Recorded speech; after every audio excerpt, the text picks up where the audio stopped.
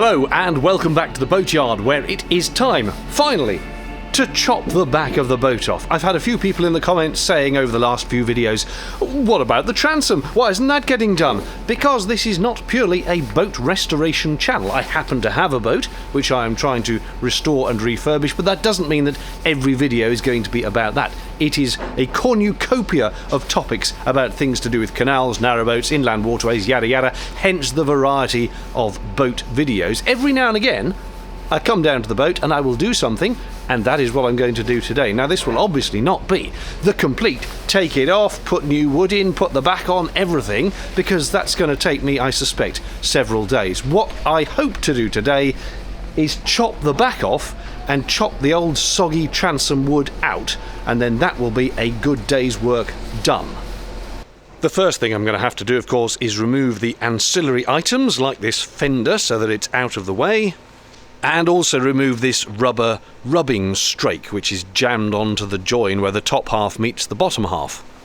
I did have a few people in the comments saying I will need to form some sort of brace all around the back of the boat because when I cut it off the boat will just flop around like a wobbly jelly. I really don't think that is the case because, as you can see, the boat is in two halves, the top half and the bottom half, and the whole of the top half, which is connected to the bottom half, is staying in situ. So even when I cut the back off, the whole shape of the boat should stay in place without any further bracing. The top half of the boat is the thing that will hold it together. Fingers crossed. Now, that said, things being what they are and the way things usually go, I'm quite certain that as I chop the back of the boat off, which sounds straightforward in principle, something is going to occur that I wasn't expecting that will mess the whole project up. Who knows what that could be? Let's find out. I think I'd quite like to take this thing off. It hinges up out of the way, but it is still in the way, and it is annoying, and it looks like it's only held on with 4 rather rusty screws. That would, of course, reveal more holes into the fiberglass, but I'll have to live with that.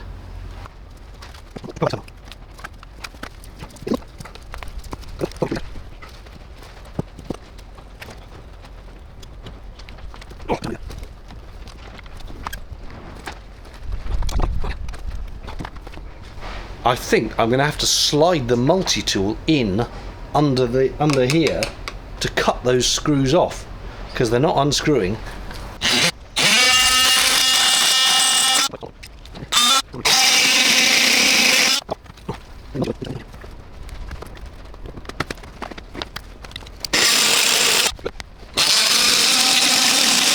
The plastic trim on this side came off very easily because it was just held on with a screw here, which I actually took off last time, so this just pulls off. The one on the other side has been riveted on, so I'm going to have to drill it out.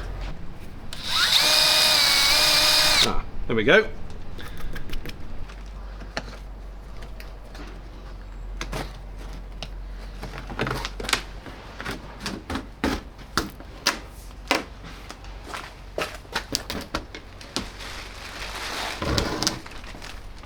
I am now pretty much in a position where I can take the multi-tool and start cutting through the fiberglass at the back. And for those people who were saying, oh, David, you clearly need to get a professional in to do this job, that's missing the entire point of a DIY project. How am I going to learn and have fun and enjoy a thing if I just pay someone else to do it?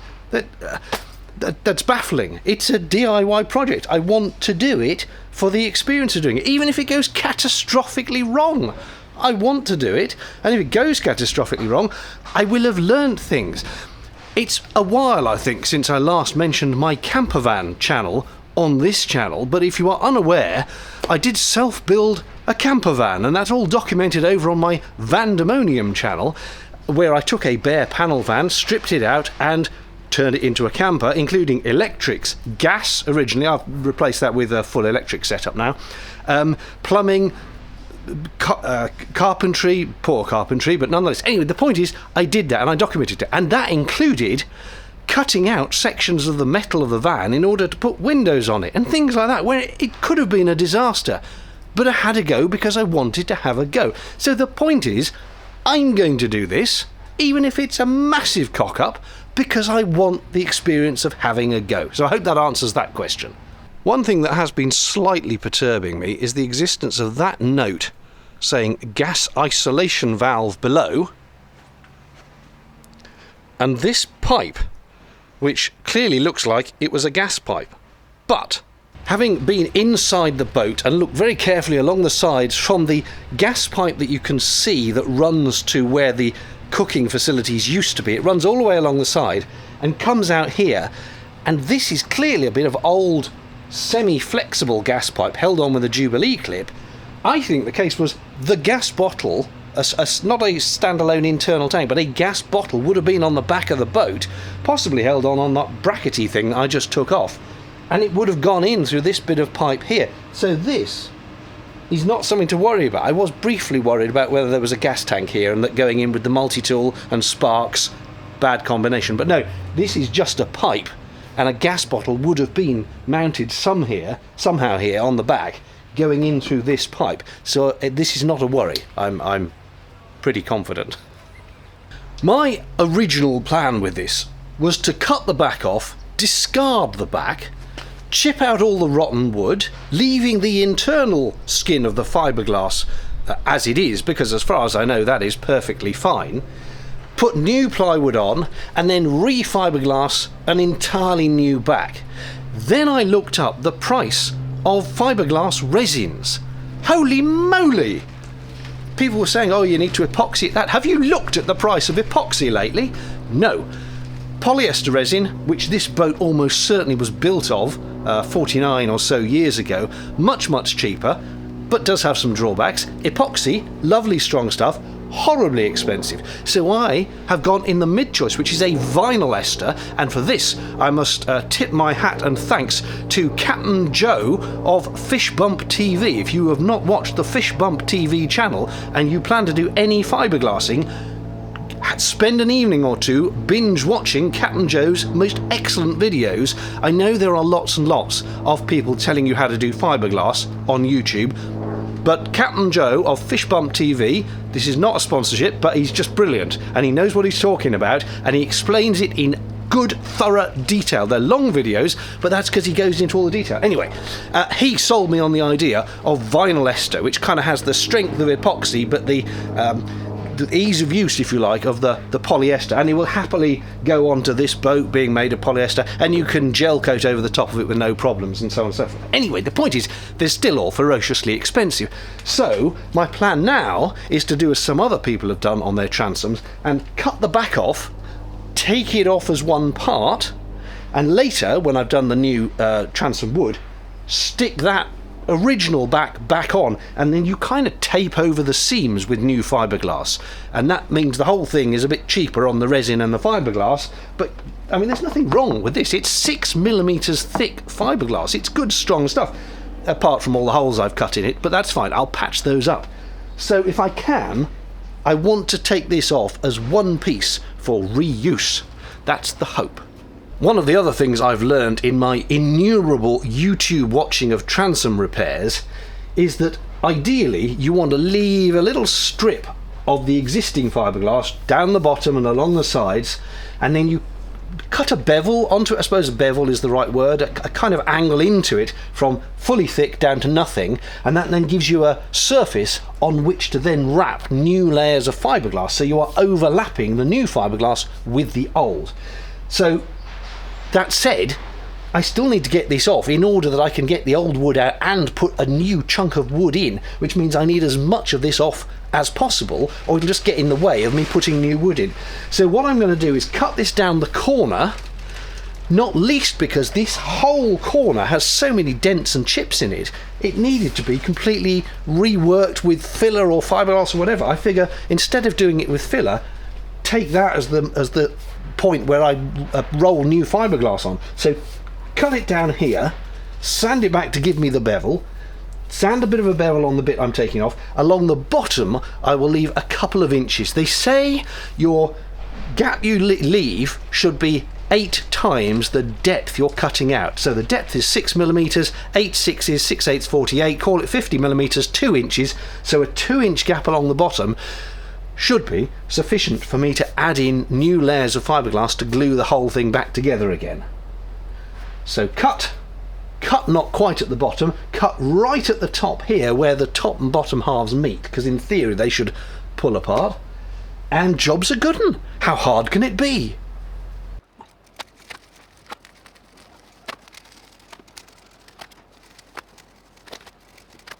Right, building myself up for it. Proper PPE for all the dust that's about to come off. I will just mention, in terms of leaving a gap, I'm going to cut it right up to the top here, because that should just, I mean, that's the join point. There's a gap between here that was filled with some sort of filler. So if I can bring it all off there and refill that, that should be fine. And then down here, again, this was the join point, right on the edge, between the top half and the bottom half. So I'm not going to cut in here. That would make it difficult for me to get new wood as a single plank into that hole. So I'm going to cut it right on the join point, which is clearly where it used to join anyway. I think the two halves were just bunged together with some kind of sealant between them. So if I cut it there, I can squidge in some sealant when I put it back together again. Or I might wrap new fiberglass round into what is effectively the top half, because that's full of holes anyway and needs new fiberglass. In fact, the whole of in here needs redoing. I might wrap fiberglass right in there, which would irrevocably join the top and bottom halves. But so what? They need to be joined.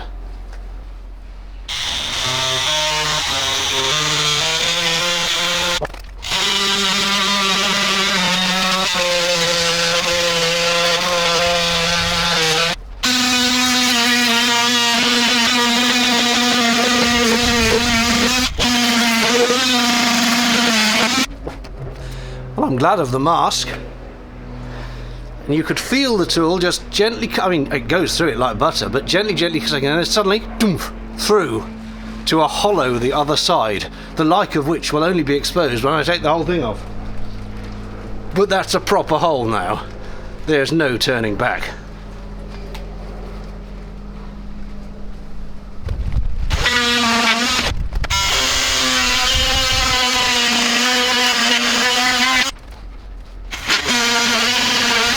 Oh my, oh my. Lots of disgusting water coming out of all the rotten wood underneath. Suddenly a little torrent of brown yuck.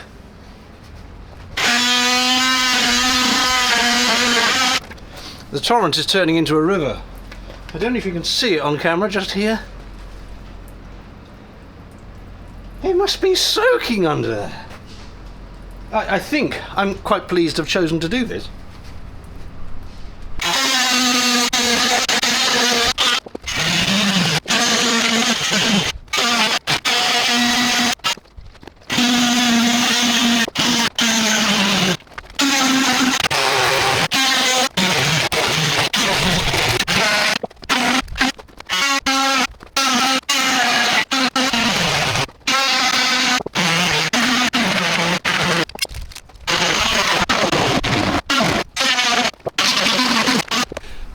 I'm going to give the tool a few minutes to cool down. It's getting rather warm.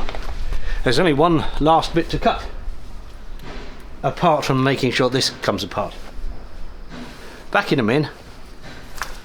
I'm going to take the drain plug off while the tool cools down, because I don't think I want this drain plug in the back of the boat. I know the idea is it's there so that when people trail it, they can take the drain plug out and all the water in the bilge will just come out as they drive the boat home.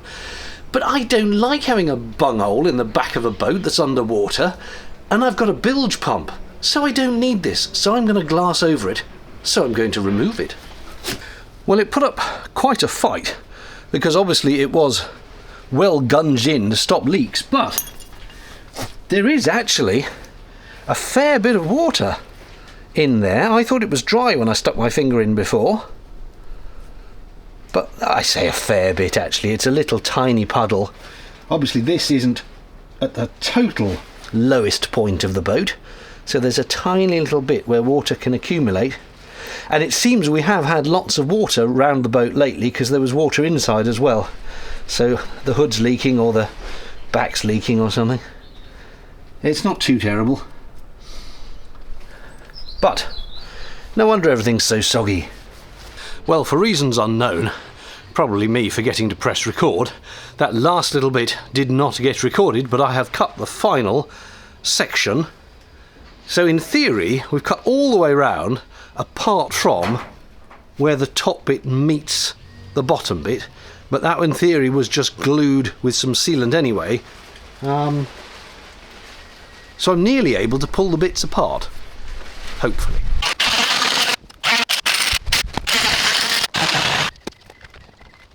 It would seem there are some very old screws through the two sections of fiberglass as well, holding the top to the bottom, which I need to cut through with a different blade.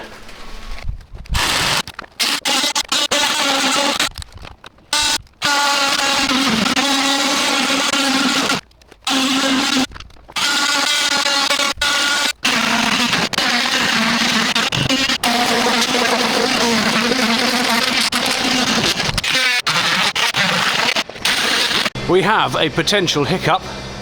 I'm now down to my last charged battery. And if they all run out, I'll have to go home and then come back again and wait for them to charge, and frankly by that point the day will be over. I have cut around the entire outline of what needs to come off, but inevitably in trying to pry it off there's probably a couple of bits where it's still stuck. So we might get it off today or we might not. Another exciting cliffhanger! Do you remember when I started this, at the beginning of this episode, I said, I bet there'll be something that I'm not expecting that crops up. I found it. In trying to cut away round here, I've gone through quite a long way, and by a long way I mean into the back cabin, because it turns out that this little strip here is not a double skin with the transom wood, because normally it's fiberglass, wood, fiberglass to make the back transom. Well, this little ridge round here is literally just a thick skin of fiberglass, 6 or 7 millimeters, and then I'm into the back cabin. So where's the wood gone? Well, if I push my finger around and feel it, which is easier than actually going into the back cabin and having a look, the fiberglass kind of comes in. There's a ridge. So the bit where it joins the back, straight through into the back cabin, then it makes a new skin. So in fact I needed to be cutting in further in than I in fact did, because I think the actual wood bit starts here, not here.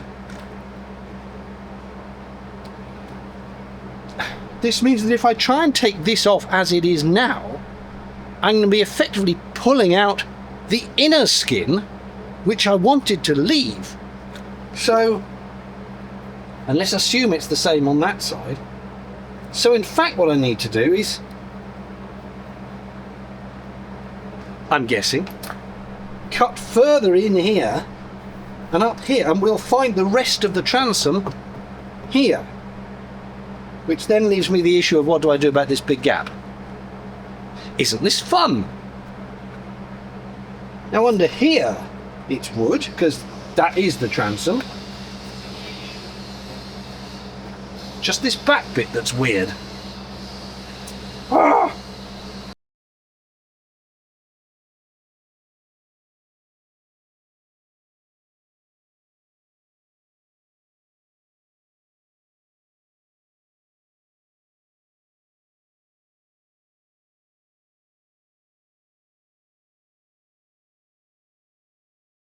Well, this is a pickle, to say the least.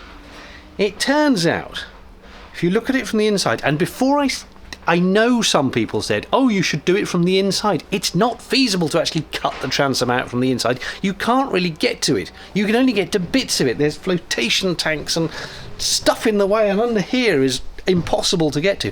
It had to be done from the outside. But having peered at what I can see from the inside, it turns out that the actual wooden core bit, I think, is a couple of inches in from the actual lines of the boat. So it's sort of, can you see this? Hairish, but in by a good couple of inches, because there's a bit of inner skin that comes out in a sort of S shape that presumably has wood core in it, but where that S shape ends on these corners is literally just fiberglass edge of the boat.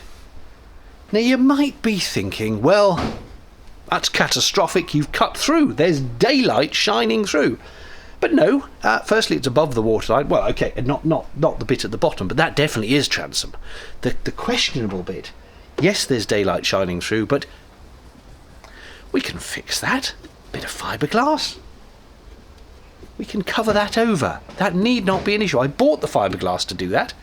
It's just not the bit I was expecting to cover over. So I need to cut in a good couple of inches further in, and I don't have the batteries for that.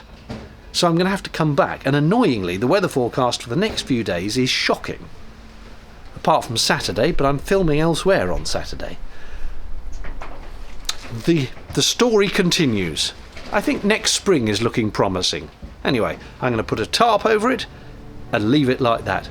Thank you for bearing with me. Just purely out of interest and asking for a friend. Does anyone know how you scrap a boat? How does that happen? Just curious. Cheerio.